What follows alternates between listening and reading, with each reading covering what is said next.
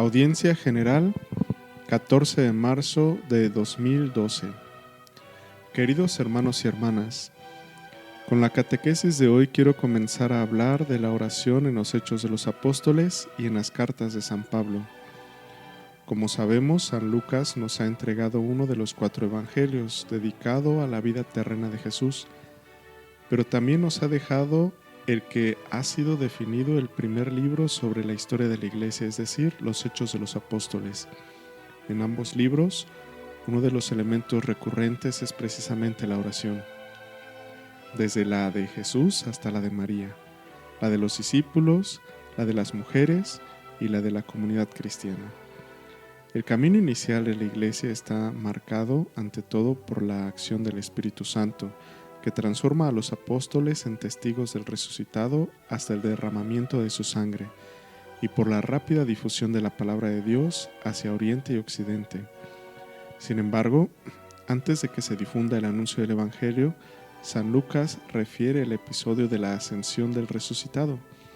El Señor entrega a los discípulos el programa de su existencia dedicada a la evangelización y dice: recibirán la fuerza del Espíritu Santo que va a venir sobre ustedes, y serán mis testigos en Jerusalén, en toda Judea y Samaria, y hasta el confín de la tierra.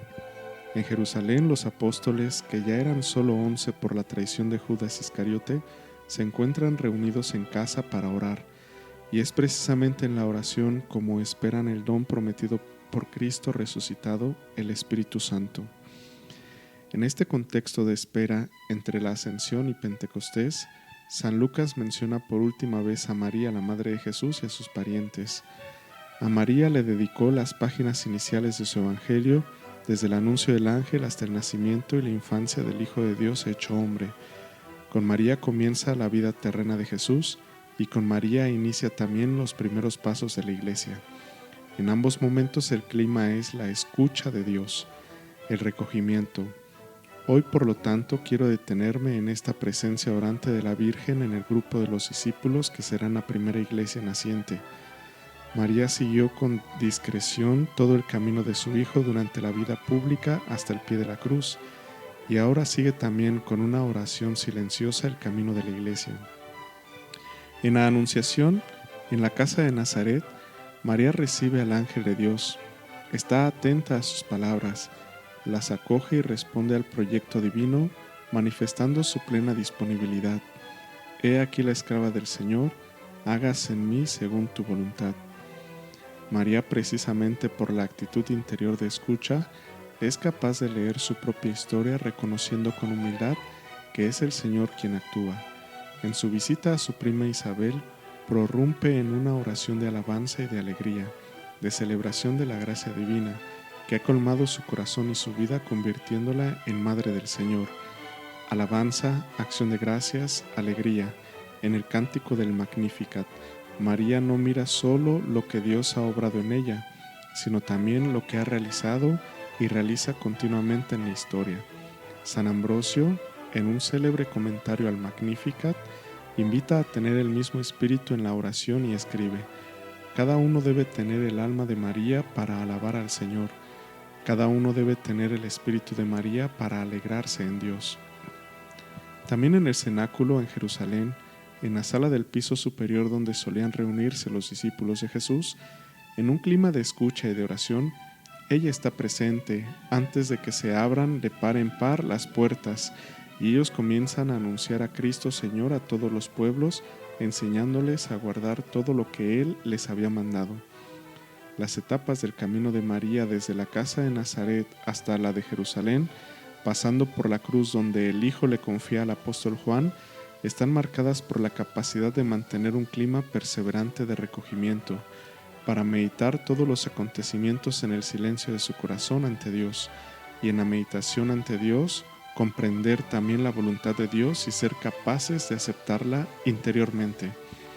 La presencia de la Madre de Dios con los 11 después de la ascensión no es por tanto una simple anotación histórica de algo que sucedió en el pasado, sino que asume un significado de gran valor, porque con ellos comparte lo más precioso que tiene, la memoria viva de Jesús en la oración. Comparte esta misión de Jesús, conservar la memoria de Jesús y así conservar su presencia. La última alusión a María en los dos escritos de San Lucas está situada en el día del sábado, el día del descanso del Señor después de la creación, el día del silencio después de la muerte de Jesús y de la espera de su resurrección. Y en este episodio hunde sus raíces la tradición de Santa María en sábado. Entre la ascensión del resucitado y el primer Pentecostés cristiano, los apóstoles y la Iglesia se reúnen con María para esperar con ella el don del Espíritu Santo, sin el cual no se puede ser testigos. Ella, que ya lo había recibido para engendrar al Verbo encarnado, comparte con toda la Iglesia la espera del mismo don, para que en el corazón de todo creyente se forme Cristo.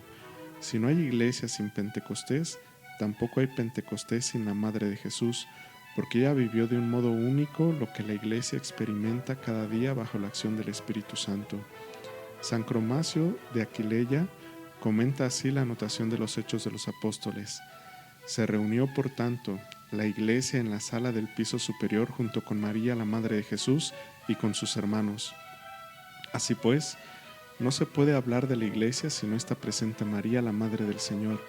La Iglesia de Cristo está allí donde se predica la encarnación de Cristo en la Virgen, y donde predican los apóstoles, que son hermanos del Señor, allí se escucha el Evangelio. El Concilio Vaticano II quiso subrayar de modo especial este vínculo que manifiesta visiblemente al orar juntos María y los apóstoles en el mismo lugar, a la espera del Espíritu Santo. La Constitución Dogmática Lumen Gentium afirma: Dios no quiso manifestar solamente el misterio de la salvación humana antes de enviar el Espíritu prometido por Cristo. Por eso vemos a los apóstoles, antes del día de Pentecostés, perseverar en la oración unidos, junto con algunas mujeres, con María, la Madre de Jesús, y sus parientes. María pedía con sus oraciones el don del Espíritu, que en la Anunciación la había cubierto con su sombra. El lugar privilegiado de María es la Iglesia, donde es también saludada como miembro muy eminente y del todo singular, y como su prototipo y modelo destacadísimo en la fe y en el amor. Venerar a la Madre de Jesús en la Iglesia significa, por consiguiente, aprender de ella a ser comunidad que ora. Esta es una de las notas esenciales de la primera descripción de la comunidad cristiana trazada en los Hechos de los Apóstoles. Con frecuencia se recurre a la oración por situaciones de dificultad, por problemas personales que impulsan a dirigirse al Señor para obtener luz, consuelo y ayuda. María invita a abrir las dimensiones de la oración, a dirigirse a Dios no solo en la necesidad y no solo para pedir por sí mismos, sino también de modo unánime, perseverante y fiel, con un solo corazón y una sola alma. Queridos amigos, la vida humana atraviesa diferentes fases de paso, a menudo difíciles y arduas, que requieren decisiones inderogables, renuncias y sacrificios. El Señor puso a la Madre de Jesús en momentos decisivos de la historia de la salvación, y ella supo responder siempre con plena disponibilidad, fruto de un vínculo profundo con Dios, madurado en la oración asidua e intensa. Entre el viernes de la Pasión y el domingo de la Resurrección, ella le fue confiado el discípulo predilecto, y con él toda la comunidad de los discípulos. Entre la Ascensión y Pentecostés, ella se encuentra con y en la Iglesia en oración. Madre de Dios y Madre de la Iglesia, María ejerce esta maternidad hasta el fin de la historia. Encomendémosle a ella todas las fases de paso de nuestra existencia personal y eclesial, entre ellas la de nuestro tránsito final. María nos enseña la necesidad de la oración y nos indica que solo con un vínculo constante, íntimo, lleno de amor con su Hijo, podemos salir de nuestra casa, de nosotros mismos con valentía, para llegar hasta los confines del mundo y anunciar por doquier al Señor Jesús, Salvador del mundo. Gracias.